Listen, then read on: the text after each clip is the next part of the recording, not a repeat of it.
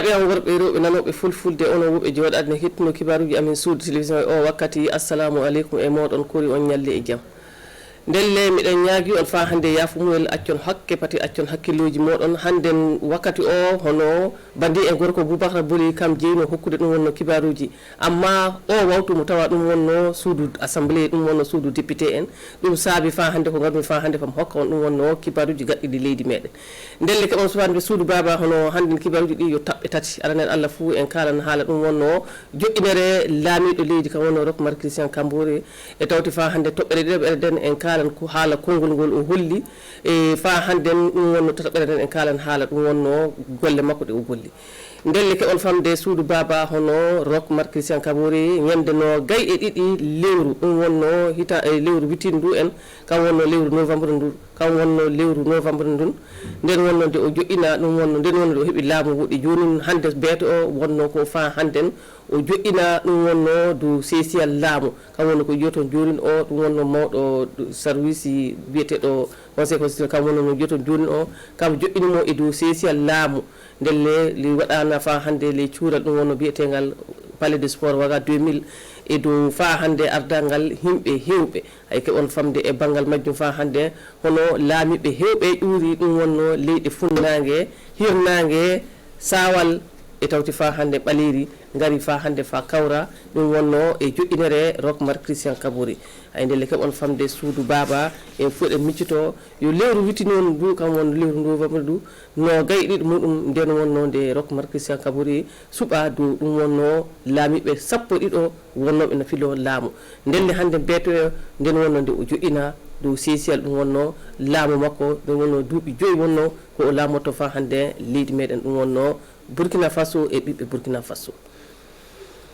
joni noon suudu baba e jaa kettinoɗen fa hande ɗum wonno konngol ɗum wonno Roch Marc Christian Kaboré ɗum wonno ko wiyata fa hannden discours PF kam wonno discours Roch Marc Christian Kaboré Roch Marc Christian Kaboré wiyana fa hande e dow inde burkinaɓe miɗa barjo fa hande goto fou e moɗon e banggal o ñalowma mililo am no woni fa hande e ardiɓe kam woni ardiɓe kam woni e jiiɓe ɗum wonno ñiɓu e leydi meɗen fa hande nde joppidi en miɗa du'ono fa hande yimɓeɓe Allah muuyi e muɗumen e wawtu fa hande nde fitina wanno nder leydi meɗen ñande woronja e go'o hitande ujunaji ɗum wonno 2014 kam wonno ko wiyata insurrection e tawti fa hande coup d'état gaɗaɗo nde hitande ujunaji 215 o wi fa hande o wi mo ƴuura ɗum fa hannden fo o jowta fa hande ɗum wonno hono himɓe mayɓe ɗum wonno mo du'ano himɓe mayɓe e banggal ɗum wonno insurrection kam wonno mayde mabɓe yahay ɓolum duuɓi 5 cakitiɗi ɗi leydi men hawri fa hande e tiɗormaji saabi piyanɗe hungaɓe fa ɗum sabake leydi men yatiri gaɗa rafi potal e gondal lobbam wala amma ɗum haɗay leydi men to wonno to woni ley hen miɗo ƴuura fa hande miɗo jowta fa hande miɗo du'ono dow ɓiɓɓe ɗum wonno ngallu e gure wonɓe ley tampiri saabe hungaɓe e piyanɗe miɗo barjo fa hande sordasiɓe meɗen e walliɓe mumen ko daari fa hande jemma e ñalowma na ndena fa ndena leydi meɗen ɗum wonno e ɓiɓɓe leydi meɗen duuɓi 5 garuji wardi e fa hande e ko jeeyi waɗede leyɗon mi hooƴi fa hande aadi e hettinade e dararade fa hande ɗum wonno saɗormaji himɓe dagu potal ɓiɓɓe Burkina Faso jaam ndernagu sabu ɗum wonno ɓeydari leydi meɗen o wi mo gaaro fa hande ɓiɓɓe Burkina Faso futto goni o wi tinno fa hannden ngara kawrita gollen laatoɗen hunduko woto nonde watta fa hande fa leydi meɗen yaara yeeso ndelle suudu baba ɗum wonno goygol ngol Roch Marc Christian Kaboré hokki fa hande e dow banggal joƴƴinere makko e dow laamu makko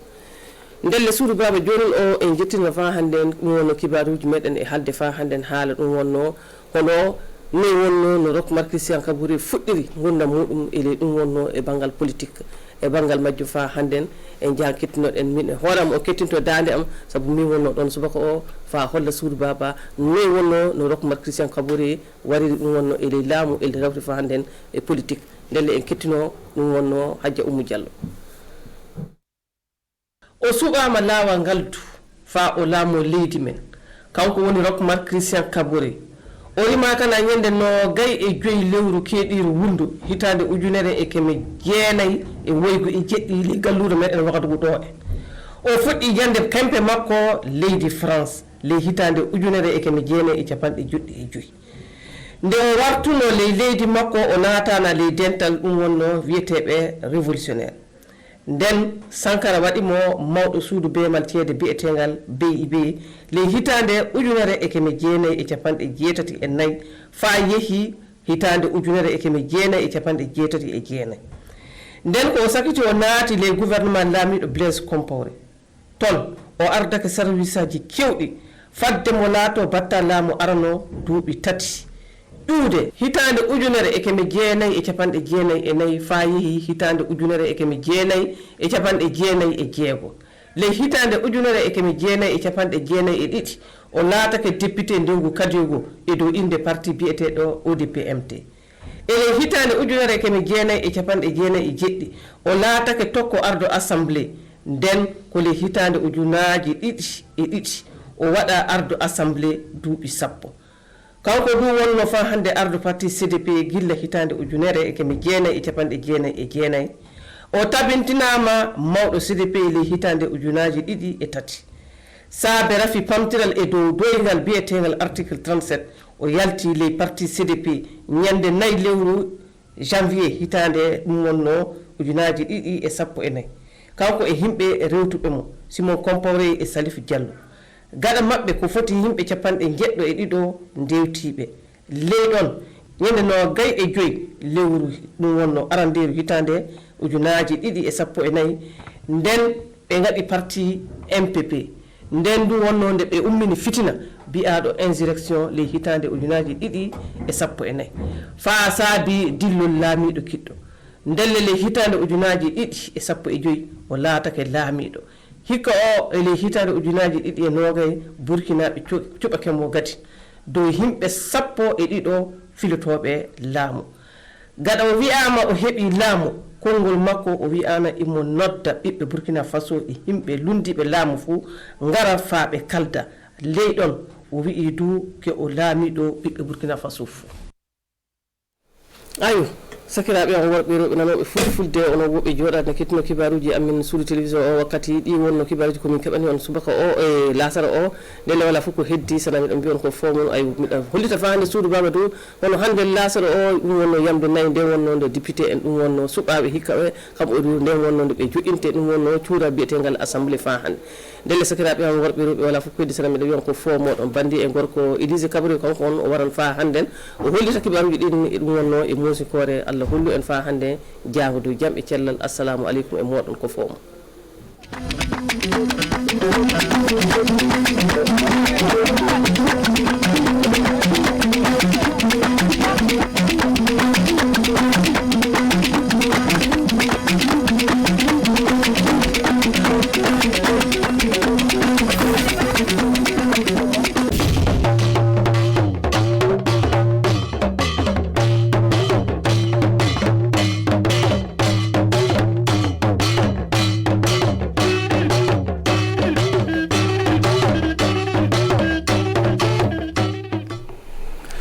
Sambi safan qu'il capera pa parba yamba mi safan santa ton connaîton le posi la niwin ga yam sambe be yira pokane wala zama zemse idbe yum sarki wala sampisi la ni area generale it kibaya zurat lawoto area rundarara yibe ko mbala la tondo tengata soba lebrandera ko siam na zakongoila ni sablo stem sena namse 15 kamno wa en passé wala tum no bet no le hada la bataw damba inna kino wilga yamba na pala ninga sana tenga yumanua sonwate idmi meti arok ma Christian Kabore la nandi kap ko semwiliba opsia net la ninga en tasa nyamba lenem sambi sir kirat kiba werso pourem ti adia runa menga la miaka tonda tenga na ban vigilba tobna le branza tenga na yumanua sonwate la oblika ko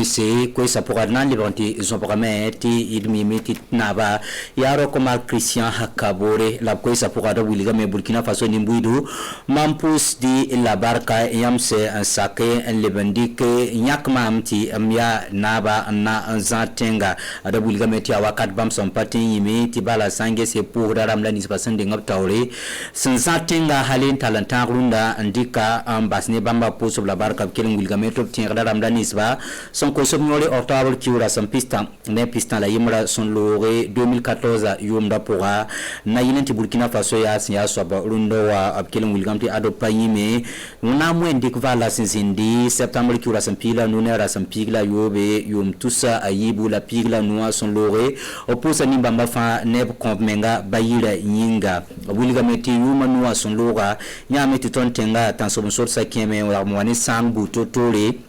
Yisori ti Burkina Faso kwamba vumetaba la gataba tara zulese la bana nenda fa Burkina Faso ketenya sa awila Burkina Faso panyigmye obkelo unigamete ade obtiera nebla nisba sambe galon temsen la sambe 10 km spora fa tuma me Burkina Faso na keng tawlinga fa kele moment tiderne tan sponsor sa tuma Burkina Faso neninga obuliga meto poda ramla nisba sia tengan bandamba son de sotoro na yilentonga zaman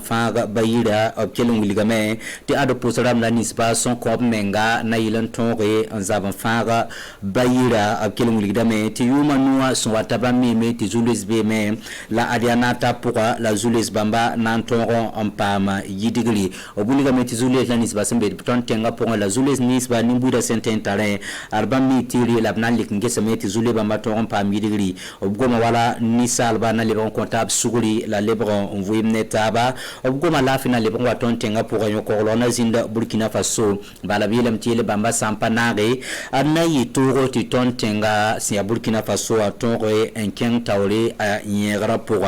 abkele muligame ti bam san lebon de na manaza yumanua bam nan kilangara nimbuida fangil kepi par la sembe bayira pour to oblebron tome bayira na ken tawle ado wilgame ti haya zekar suguri la Burkina Faso nimbuida fa sana taba ngatabnusi ada yel kang pourra labnan tonre antume Burkina Faso na ken tawle obuligame ti Burkina Faso na ken tawra paneda yember yelle ada Burkina Faso nimbuida fangil kepi abkelon kota nimbuida balam to te daga ngatabnusi ti ayel kanga pourra labnan tonre anton zabne tansom sorsa ti bala sangesi ya zulo RC ya zulo kasanga en Burkina Faso la paratena yiti zulo kanga pa bum sonton yidigi ta ya bum sonton yidigi la net fasan lui satoro bayira pourra la bayira tonra en king tawle renab kelam pinga Burkina Faso ni mbudi sambe kane wala sambe zaman zemsi obuliga mbala ti yel kanga pourra arbamba ketam pukudabni fo ngete nimbuida fangil kepi la zulo islam nispa nimbuida sen larmanta totore ari abumbam sanamon ti zulo bamba ton pa midiri ti bam sande nama bam ya Burkina Faso fa naba opanyake anambake obgata nisalba budfa bayida na kelen yinoro on kenga tawle Lenam Sambisi sobla ninga sende kanama na zayumanu arok mal Christian Kabore Sansinga Thomas Sankara sasa ntalo watara Blaise Compaoré sasa aninkangal zinda tum nobel pourra tonda tenga pourra obzinda politika vu imtonda tenga pourra halin watitara na ikan team samba CDP partiwa la Blaise Octoro MPP partiwa zinigli la anano pourra nenera Sansing toton talentitar runda ina lebron pa mavenam timamenga serle et kelre Adia pipuvuka lab librenya karok mal Christian Kabore to na libre Burkina Faso naba Rwanda yumda ne kwa bazugo santa bampis nula yo poinyak ninkanga soba ton tenga politique vu impora eriyak tameta rok mal Christian Kabore be pogombene obroga to nifkiuru 1957 yumda wordor tenga pora Obsam sa gela son bonti sciences économiques à université la mapoussé français c'est 1975 yumde oble pour Burkina Faso ne bangarka cette sèvre son bonti maîtrise Obson Lebron qui a Thomas Sankara si ton tenga na colonia koblame to be directeur général en convaincre son bonti banque internationale du Burkina ari yum tusri la koboswela pihni la nase ante yum tusu la koboswela pisni la waya Yé pour les qui Blaise Compaoré gouvernement pourra obi gouverneur tar soba son bon premier ministre 1994 yumde tek 1996 yumde Aria yum tout la koboswela piswela yiba yum la myakaba to be député cadio province pourra renti parti politique yurboname ti ODP MT arok mar Christian Kabore ble banya kobla me yum tusul la kuba swela piswela yo poe tubna yi député la masia nimbu da no le herba na poro son bonti vice président yum tusse yibla yiba yum de adom le banya kobla me to be député yi banya kobla me to kelen yi député ramba taur soba yi juin kiura sma yobe yum kang pora ada yi député ramba taur soba yum piga Oblé CDP c'est bon kasma son bon secrétaire exécutif à 1999 à Yomde. Arson wankien neton tenkura ya kampistan la yo po yapsan d'abord nteka yi sore tarok mar Christian Kabore sikamba CDP partiwa. Ada rok mar Christian Kabore ne Simon Compor la Salif Diallo nagataba ayimba CDP partiwa onumtaba anama no parti politique. Yena poli nepson na taban pisopo ila yibu on sigimba CDP partiwa ananyarba adnimbu ida sinyi octobre ki ura sampistani ra sampistana yimrongo ligubsun panonga yum tusi ibla pigla nasa animba mbaram luisa bene 2015 yumde arok mar Christian Kabore ayina boda MPP yuringa opama nama 2015 yumde nepkwa buzugu ya nepsanta pisnula tabo on yakba obzna Burkina Faso yumanu Rwanda yumda 2020 poka ali a nepson son tabam pisnu la yo po kwa bazugu yakni kanga soba tobna yinaba obwak santa sa sonre tabam piga la yibu obson ligiti bam pam nama gelwenge a rock mar Christian Kabore sende koise obliga mbati album data metini mbuida tigme la muni bala ti arbam na zinamen kilagni mbuida fanyi hetanta na ziname Burkina Faso na kenta olinga la myaka yam nan tumni ne babud fa am patolon bakne de baye mre santeme bayireye Lendem Sambisi Kwesnis Baton son ton serre dunda ndikanta siamba la woto kir de la mehti a runda zawra wakata na sasa la députée la mame na singoptuma assemblée nationale kilampai ne RTB ti kwes buto tole na ndikanta sayamba titkete kenga tawre ne taba konta tap sek bewko wentasko wena kilangana zamana lafi